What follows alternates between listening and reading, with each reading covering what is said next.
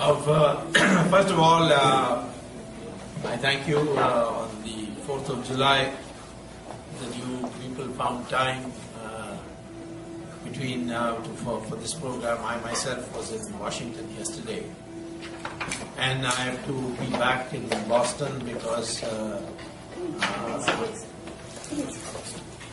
I come here in the summer, I anchor myself at Harvard, where I have to teach 2 courses in economics.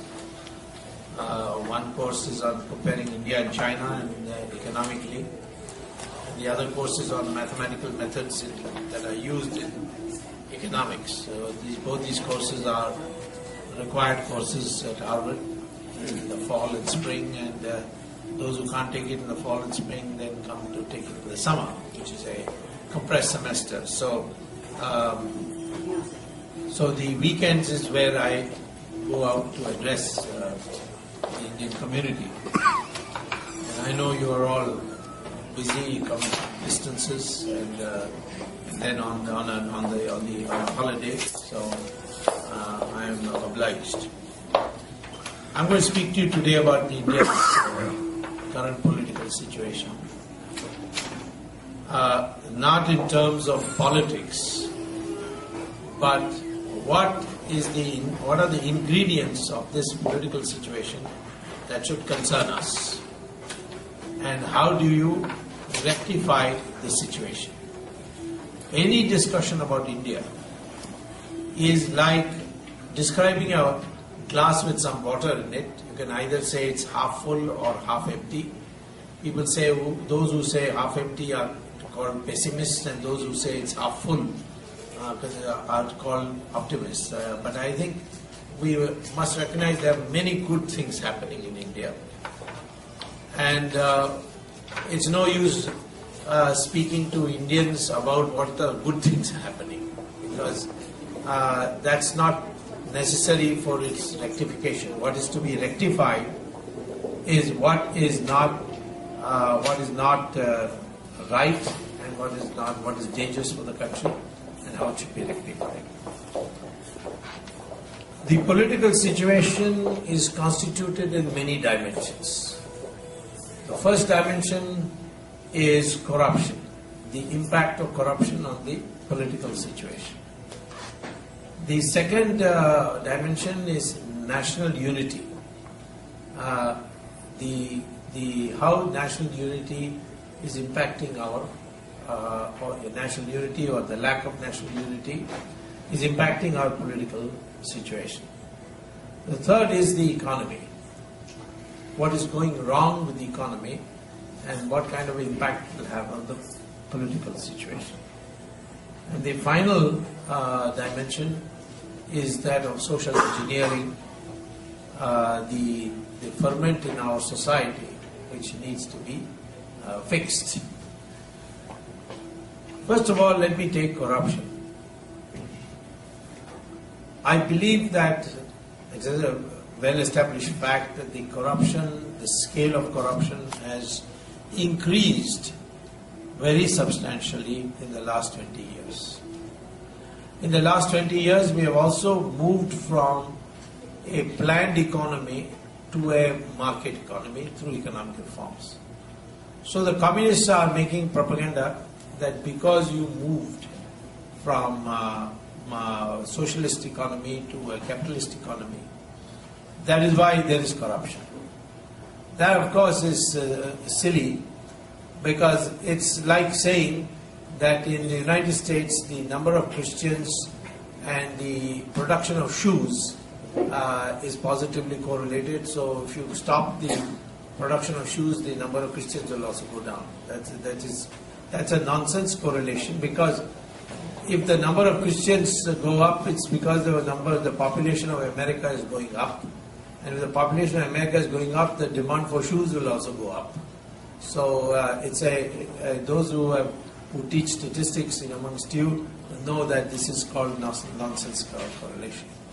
What has happened is that the opportunities for corruption during the socialist period, when we adopted the Soviet model, was limited to government licenses and quotas. And now, and the number of industries were very limited. We had come out of independence, and the socialist regulation licensing system was such, it wasn't permitting industries to come up automatically. It had not deregulated, it was not a deregulated economy. After the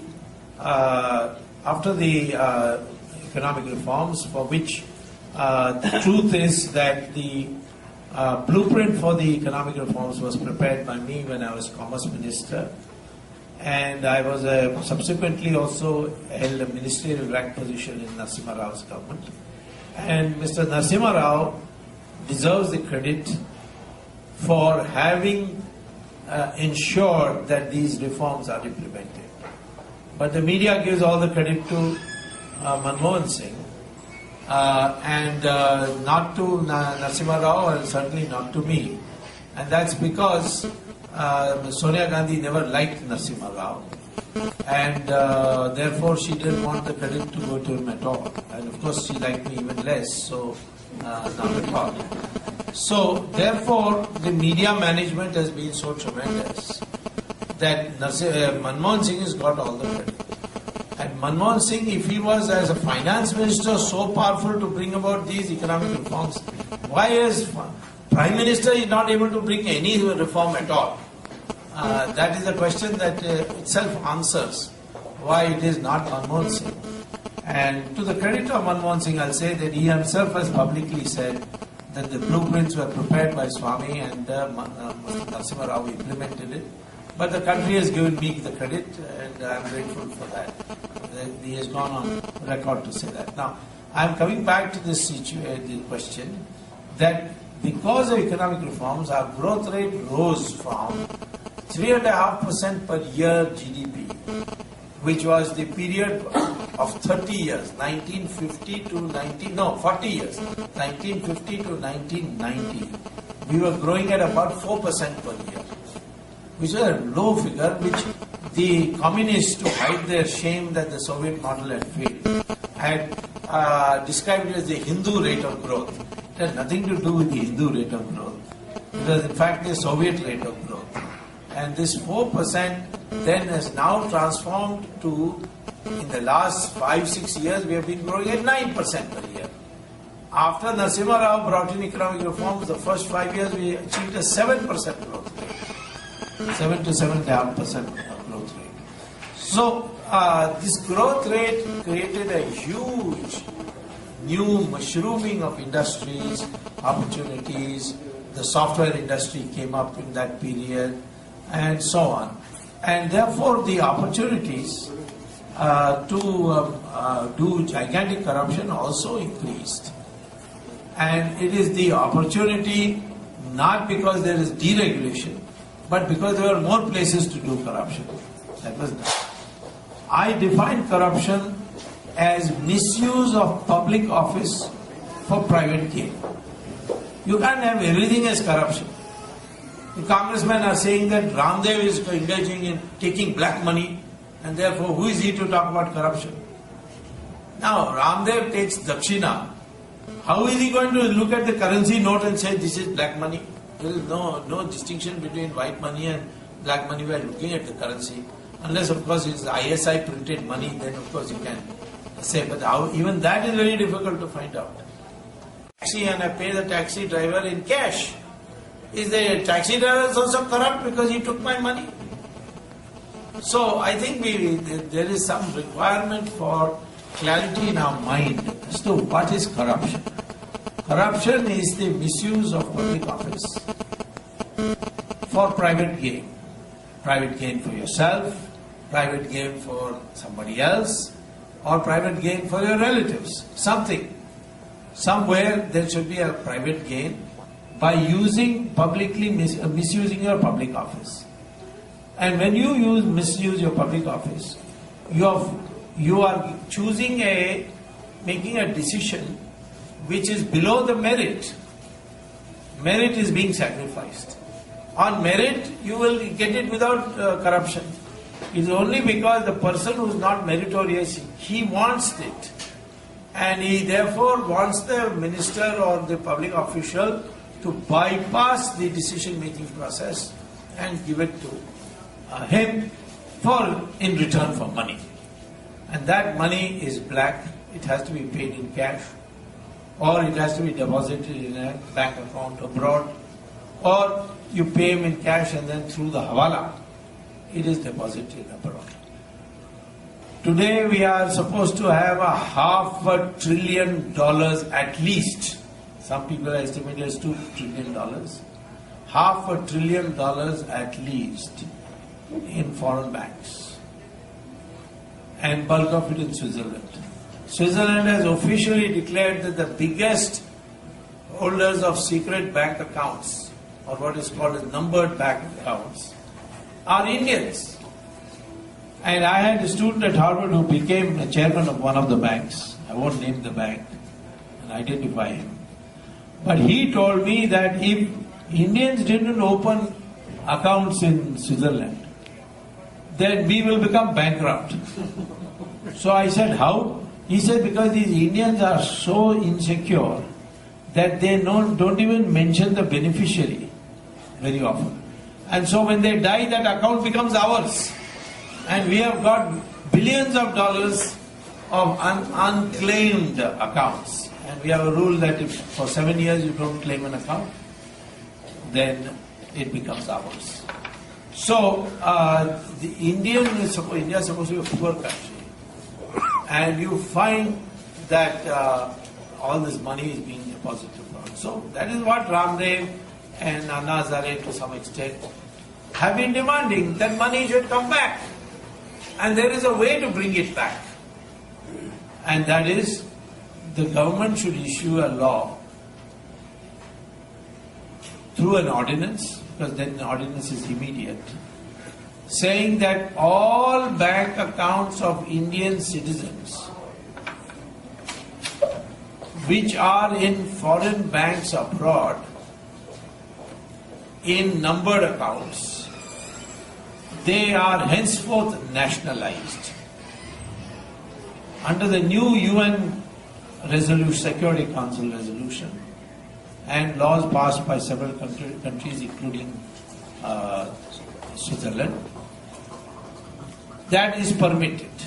Switzerland has made one more additional law, that if there is a politically empowered person's account, then you don't even have to take out this. You just have to mention that this person is a publicly empowered person, PEP as it's called, and therefore please freeze his account till we decide.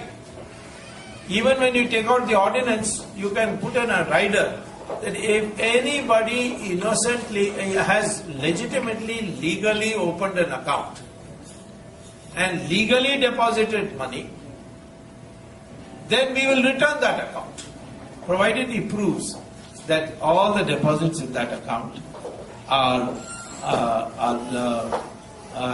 legally valid. So you can get it back. The government is refusing.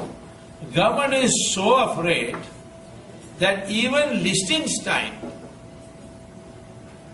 what happened is the Germans found that many Germans were stashing away money in Liechtenstein. Liechtenstein is a small, I don't know how many of you have been to Liechtenstein. Most Indians go there only to open bank accounts, so don't identify yourself. So Liechtenstein is a small country in Europe, and it has what is called as a bank. It's called a tax haven. No taxes, deposit money in numbered accounts, and so the Germans said we can't tolerate this. So what they did, the German intelligence service, they went and bribed a very senior official of the bank and said, we'll give you $15 million provided you give us a CD of all the accounts which are in numbered accounts by name, nationality, details. Sorry, what is numbered account? Numbered account is that your name doesn't come in the picture. Name comes in the document which the bank keeps, but when you operate it, you don't give your name. You just give the number and the password. That's called a numbered account. So the Germans bribed a senior official and got the CD. Then they downloaded the CD and they found that many countries' nationals had accounts there. So they separated them by country and wrote to all the countries that we have got now the accounts of your nationals. If you want a copy of the list of persons and their bank details, we will supply to you. India was the only country which did not reply to this letter to say, yes, yes, please send us. But there was a furor in the country. I also wrote a letter to the Prime Minister threatening him, which is published in my new book called Corruption and Corporate Governance in India. And I threatened him saying that, I'll have to go to court. Now already the Prime Minister had been humiliated and brutalized by my case on 2G, where he was asked to file an affidavit, which in the history of the world, never a Prime Minister has been asked to file an affidavit. That means, the Prime Minister's not prima facie being believed by the court when he says that he replied to all my letters. We had not replied to all my letters. In fact, he replied to none of my letters on Raja. But anyway, the Prime Minister then wrote a letter and the names were sent. 16 names were sent. Then we asked them to make it public because these are criminals. The government refused. So a court case was filed by Lingdo and quite a few people, and amongst them one of the people who signed was Jethmalani. I refused to sign because if Jethmalani is there, I don't know when he will make a deal and buzz off. So I refused to sign to be a petitioner. But there were 8-9 people. Newspapers only highlight the name of Jethmalani. But and Jethmalani, by the way, was with Sonia Gandhi for about 3 years. He was a nominee as a Rajya Sabha member. I think he has been to more parties than been a member of more parties than anybody, and his name belongs properly in the Guinness Book. Give us the names. The Pranab Mukherjee told a lie, some double taxation, all rubbish. This has got nothing to do with Liechtenstein and India. This is a case of the German government getting by informal methods, if I may use a euphemism, the names and ready to give it to governments. All other governments have made it public. But only India, so it won't make public. The court asked many times. Then they said, okay, we are going on vacation. We are reassembling on Monday, which is today. Of course, now in India, the time must be about 10 o'clock in the night. You see, so 4th is already over. So first day of court, the court has got so disgusted, they have appointed a special investigating team, an SIT, with one of the most aggressive judges we have had in the past. Is retired, Justice Jeevan Reddy, to head it, to find out what is all this black money about. Why is the government afraid? Because prominent politicians' names are in it. Government is afraid of Hassan Ali being prosecuted because Hassan Ali was a scrap collector. He used to collect scrap, put it together, and then select the necessary scrap which can be put together and sell it. That was his. But when the income tax raided his house, they found he had an account of $8 billion in it. So why? How is that possible? That's possible because he must have been a Benami. How he can be a Benami for $8 billion? Why didn't they run away with it? Because he opens the account, but the password belongs to the person who really owns the money. According to me, Hassan Ali is a front for Sonia Gandhi. And therefore, His password is with Sonia Gandhi and name is of Hasan Ali. And he is living in fear of that he may die. After all, Raja also, I told him better go to jail quickly, otherwise you will die like Sadiq Basha and all the other people connected with you have been suddenly dying.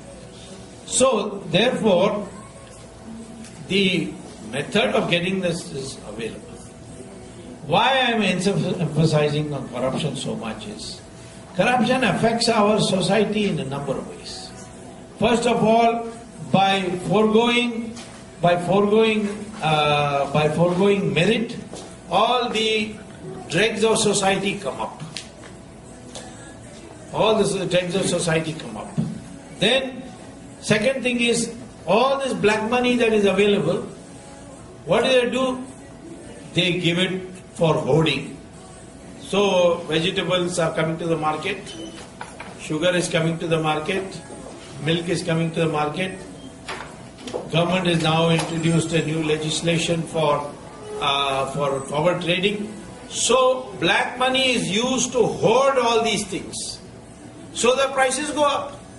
Middle class is all the time screaming, oh, prices have gone up. Why prices have gone up? Your growth rate is 9%. So much production is taking place. When your income is growing at 9% and your production is growing at 9%, why shouldn't there be inflation of 16% per year? It is because of hoarding. And hoarding is possible because of black money. So first effect is that. Second, with the black money, they buy all luxury goods, they buy air conditioners, they go to 5-star hotels and all. And the rate of return on the luxury goods industry starts going up. So investors say, why invest? Why not? Why invest in producing cloth for the common man, for goods for the common man? Let us go and buy, set up an air conditioning factory, open new hotels, 5-star hotels, that too, not ordinary hotels, 5-star, 7-star, all these hotels. So 5-star hotels are all the time full in India. Even when there is economic depression, it was full. Or go into real estate, and real estate prices are shooting up. Can you get a flat now for less than 25 lakhs in the suburb of Bombay? No, because of this availability of black money. So black money affects all of us by inflation. Then this black money, some of it is, a good part of it, about 30-40% of the black money, is deposited in foreign countries. How? By hawala. Who is doing the hawala? Unfortunately, mostly those who are doing it are Muslims. And these Muslims have connections with ISI, because ISI will not allow you to function unless you give them a cut. So when a politician tells a hawala operator, put my money in Switzerland, the hawala operator will inform the ISI also that, I am doing Mr. So-and-so's hawala operation. This Sadiq Basha, he was a hawala operator for Raja. And because he felt let down, they were afraid he might speak up. And if he speaks up, then everybody will be in trouble. So that's why he was killed. Probably somebody from Dubai came and killed him. So, hawala operators will inform ISI, ISI will blackmail our politicians. Look at the political situation. We have politicians being blackmailed by ISI. We can defeat Pakistan on the Maidan, but we will lose it on the table because of this blackmail. So this is another impact of corruption. Then Chidambaram once and Sonia Gandhi had a conversation which somebody reported to me, in which Sonia Gandhi said, we put all this money in Switzerland and Switzerland doesn't give us interest on the deposit, because Switzerland's rule is that you pay a service charge if you want to put your money in a numbered account. So you have to put the money there and pay Switzerland service charge. So that money is going on contracting because the service charge is eating into what you have put in. So they invented something called participatory note. No newspaper dare publish anything about participatory note. because the government will then take it out on the owner, maybe have an income tax rate or something. What is this participatory note? You take cash to US Fidelity Investment, or you take cash to Morgan Stanley and put it there on their counter and say, please give me a participatory note. There is no participatory note in use anywhere in the world except India. So they'll give you a piece of paper with the amount written only. No serial number, nothing. But of course it will be in a fancy piece of paper. And you take that paper and go to India and give it to an investment broker and say, buy stocks. He will buy the stocks because the demand for stocks is going up with the infusion of money from abroad. Therefore, the stock market goes up. Then he says, sell. After he sells, he gets the money in rupees. And then you go to the Reserve Bank and show that I gave participatory note. So whatever money I earn has to be given to me in dollars. Chidambaram has passed a law saying that any proceeds of transactions out of participatory notes will be convertible immediately to dollars. So take the dollars and go out. And again buy a participatory note. What about capital gains tax? Well, for that also Mr. Chidambaram thought of some new way. He said that if you go to Mauritius and set up a $1 paid up capital company and bring that company to invest in India, then whatever capital gains is there will not be taxed. You and I will pay 25%. But Mauritius company will pay 0. Today, if you look at the statistics, the country which is providing the largest amount of foreign investment in India is Mauritius, more than United States and Europe and Japan. Now tell me why Mauritius should be number one? I don't know how many of you have been to Mauritius. There's nothing there except beaches. How is it possible for Mauritius, a country which can't even afford building proper infrastructure in their own country, provide so much money to India for foreign investment? It's all Indian money going. It's called round tripping, coming there for this purpose. So the stock market today is out of control. Anytime it will go up, anytime it will come crashing down. And the middle class is losing money. So these are the multivariate effects of corruption. And corruption is also now leading to a situation where foreigners are coming to get control of our country. Take what happened in 2G spectrum. Became applicants for spectrum license. Raja manipulated with Chidambaram for them to get the license by using some first come, first serve, all that. Raja also said, along with Chidambaram, both have signed, that the price which will be charged for the spectrum will be 2001 price. When the price in 2008 when the license was given was 10 times that. Because in 2001 how many mobile phones we had? 4 crores. How many mobile phones we have in 2008? 70 crores. So there is a very profitable market. So therefore people are ready to pay more. They were ready to pay 10 times more. But Chidambaram and Raja decided that only this 2001 price will be charged. So these two companies bought 2001 price. Then what did they do? They said we don't have telecom towers, we don't have anything. So let's sell the license. So they sold it to Etisalat. Swan sold it to Etisalat in Dubai. And Unitech, another real estate company, sold it to Telenor. But there is a Home Ministry advisory that Etisalat is an ISI front company. And its India managing director, Shahid Balwas, who is now in jail, he is Dawood Ibrahim's man. So therefore it will help Pakistani agents to come to India in the name of building towers. Can't allow it.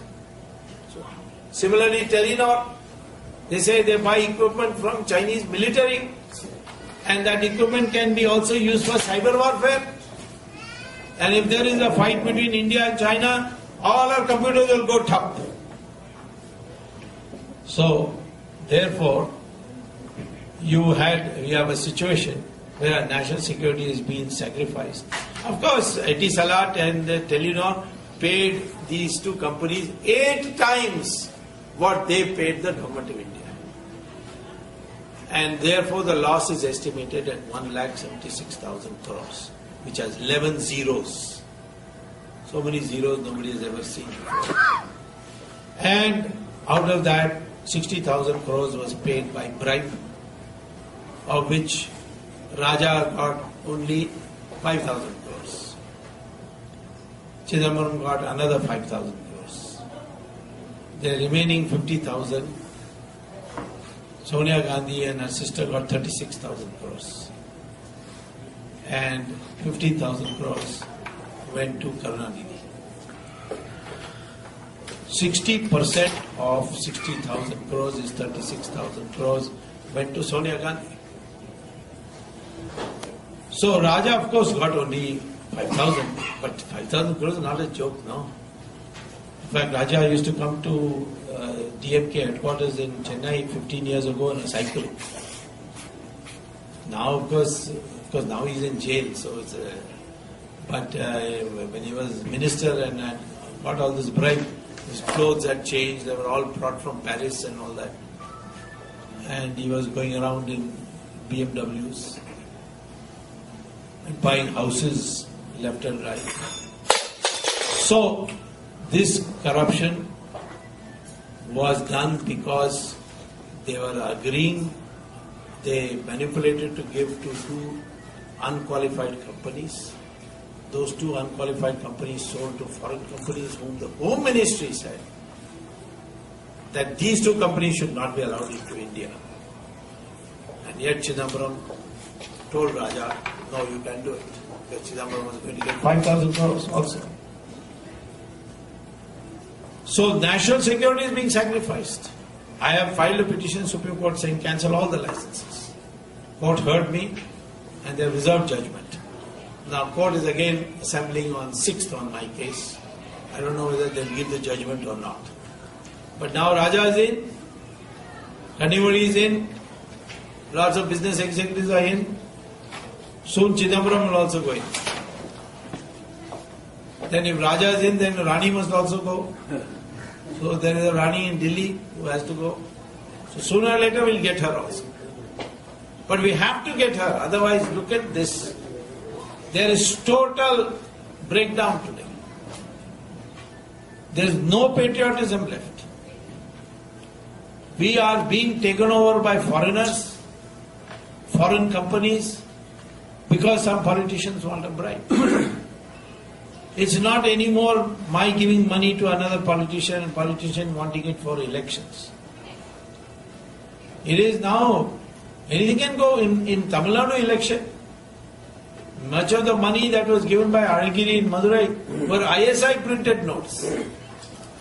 They were not. How anyone is going to be able to detect it? Supposing tomorrow I give you a 1,000 rupee note, how will you be able to know whether it is printed by ISI or printed by our government mint? Because Chidambaram there also has done corruption. Like he's done now in CWG. Manishankar Iyer has made that accusation today. Because what happens is that we are not able to produce the currency paper. And we buy it from England, from a company called De La Rue. And that company which sells us the currency paper with the watermark and all that, that same company sells to Pakistan also. So it's very easy for Pakistan to buy some extra currency paper and then print Indian notes and through Nepal bring it into India. So that's why ISI today, I would say 30% of our money, 13% of our money supply is today from his ISI printed notes. They have lost control of our money supply also. So now, before I go on to some other issues, let me say, why is this happening? This is because we have become single-mindedly materialistic. And this is not Hindu tradition. When I say Hindu, I am willing to include all those Muslims and Christians who proudly acknowledge that their ancestors are Hindus. And their ancestors are Hindus because DNA testing has been done on all Indians. And now research analysis shows that we all Indians are of the same DNA. We may be of different color, but that is because of pigmentation. Michael Jackson, you see, was a black African, Afro-American. One day went to the plastic surgeon and said, take out my pigmentation. And he became a white man. So color of skin got nothing to do with race. Race is determined by DNA. And DNA, we are all the same. So I say to you that we are learning and sacrifice are the highest values in society. You can make money, but your social status will not be determined by money.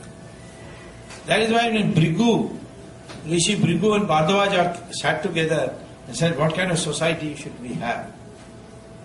Bhrigu said, there are 4 sources of power: money, weapon, learning, or I should start with learning, weapon, money, land.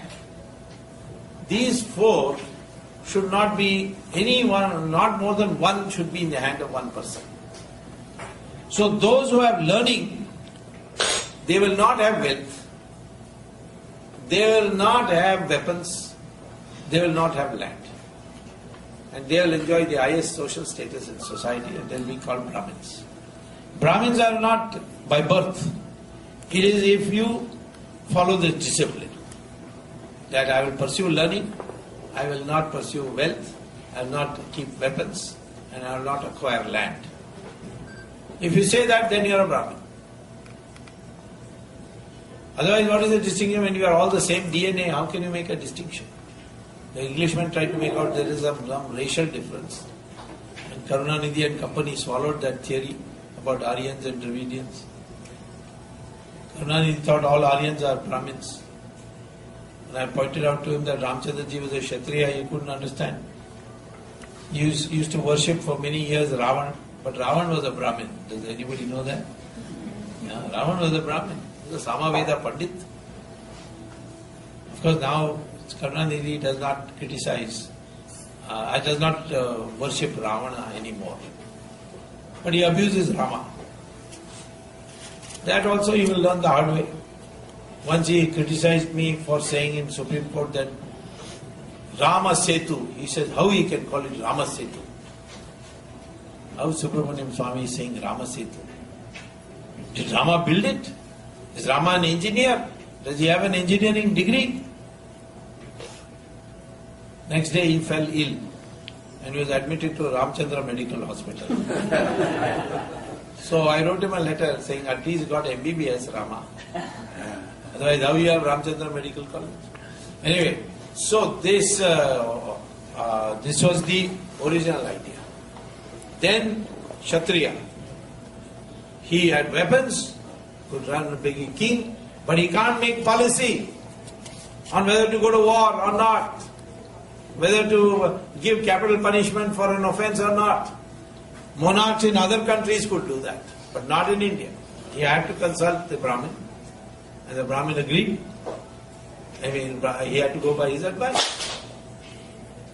You could make money, that was called the Vaishya caste. But money will not give you social status. Those who have land must produce for the land. Those who have money should engage in philanthropy, should give for society, should give for education. was given for institutional building.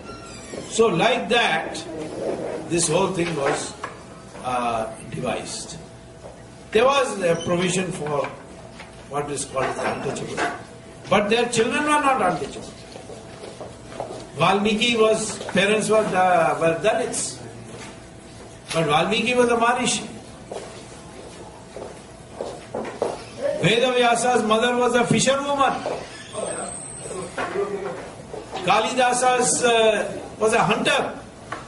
Vishwamitra was considered Rishi of Rishis. His parents were Kshatriyas.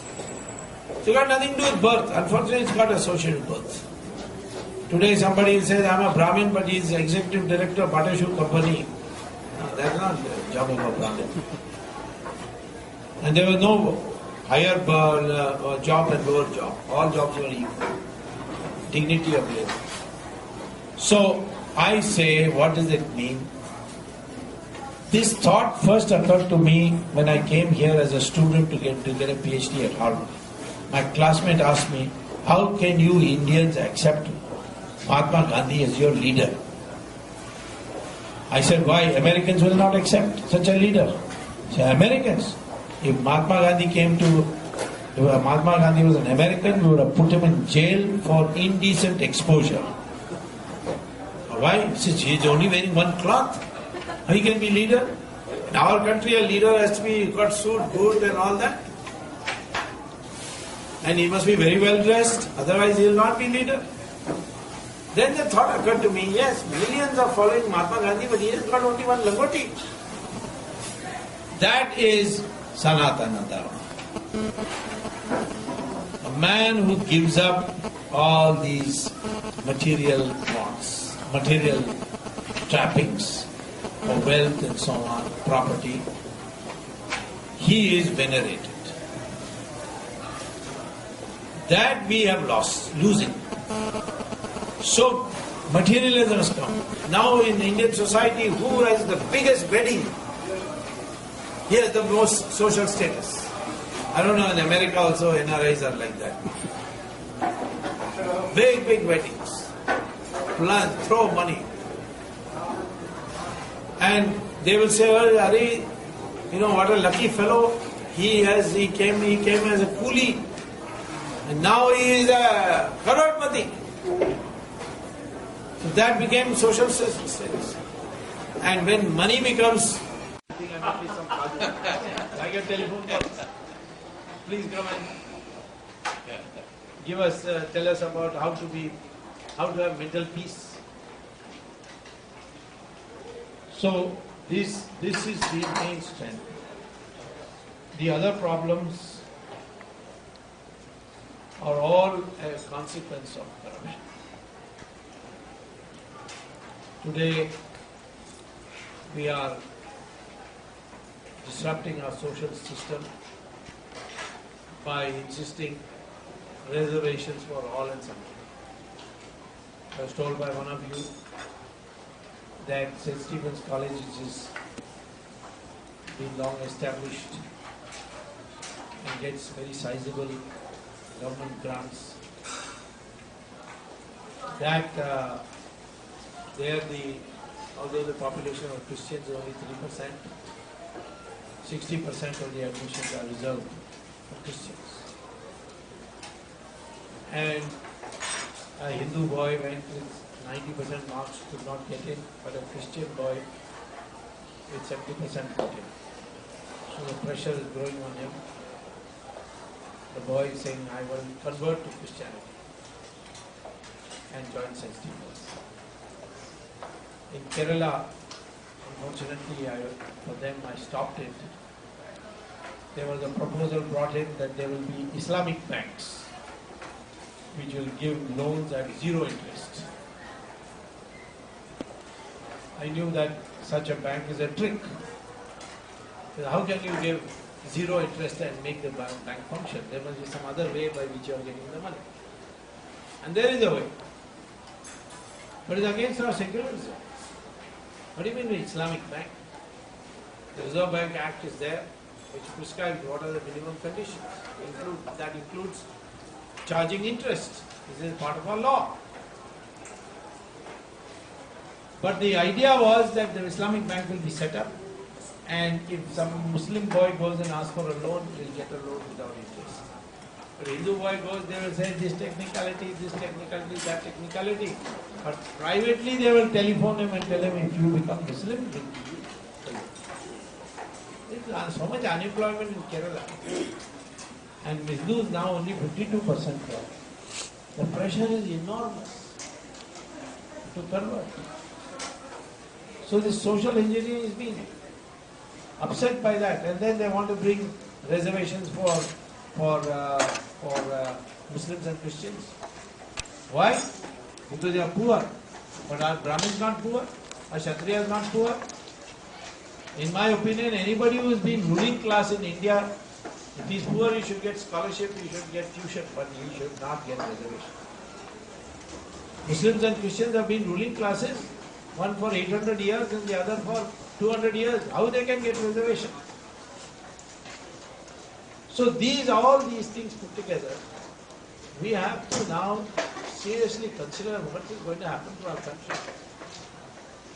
And that is why I say the cure is that Hindus and those other who are ready to acknowledge that their ancestors are Hindus, they should come together as one and bring into power a government which will be faithful to them.